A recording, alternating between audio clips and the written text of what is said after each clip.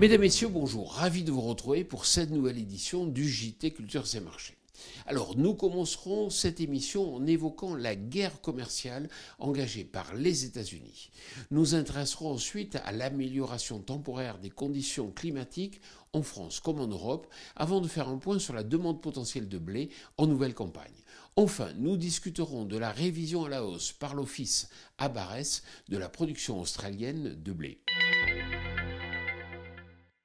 La situation géopolitique se complique un peu plus chaque jour, même s'il est difficile encore de mesurer l'impact de cette incertitude sur les marchés.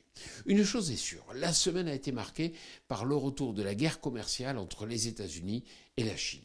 En effet, Donald Trump a annoncé lundi l'augmentation des taxes à l'import sur les produits chinois de 10 à 20%. Mais d'autres pays sont aussi concernés, avec des taxes de 25% appliquées sur les importations en provenance du Mexique et du Canada. Paradoxalement, et cela peut rebondir, de premier abord, cette évolution a eu un effet baissier sur les cours. D'autres mesures sont à l'étude par le gouvernement américain et malheureusement, elles pourraient désormais concerner l'Europe. Cette semaine, le retour du soleil et de conditions plus sèches a un peu rassuré les producteurs français. Longtemps mis à mal par les pluies incessantes de l'hiver, les conditions de culture du blé et de l'orge s'améliorent. 73% et 69% des surfaces sont jugées en bonnes ou excellentes conditions à présent. Dans le même temps, la météo actuelle permet de commencer sereinement les semis de printemps avec déjà plus de la moitié des surfaces d'orge qui ont été emblavées à fin février. Mais un retour de la pluie inquiète désormais les agriculteurs.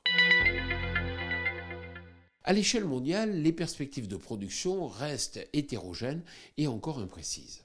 Cependant, on sait déjà que les conditions sèches de l'hiver au Moyen-Orient et en Afrique du Nord n'ont pas été du tout favorables au développement des cultures. Résultat, les importations de blé sont déjà attendues en hausse en Turquie, au Pakistan et en Iran, et cela pourrait même quasiment compenser le repli de la demande du côté de la Chine. 34,1 millions de tonnes, c'est l'estimation de production de blé en Argentine selon l'Office à Barès. Alors cette évaluation était de 32 millions de tonnes lors de la précédente estimation, mais cette fois par l'USDA. Malgré un début de campagne très dynamique à l'export, le blé australien est encore présent et permet de répondre à la demande des pays de l'Asie du Sud. Ce rapport est donc venu alimenter le flux d'informations baissières des derniers jours, découlant de l'amélioration des conditions climatiques sur les principales zones de production dans le monde, mais aussi suite à la hausse des surfaces de maïs aux États-Unis et au retour de nombreuses tensions commerciales.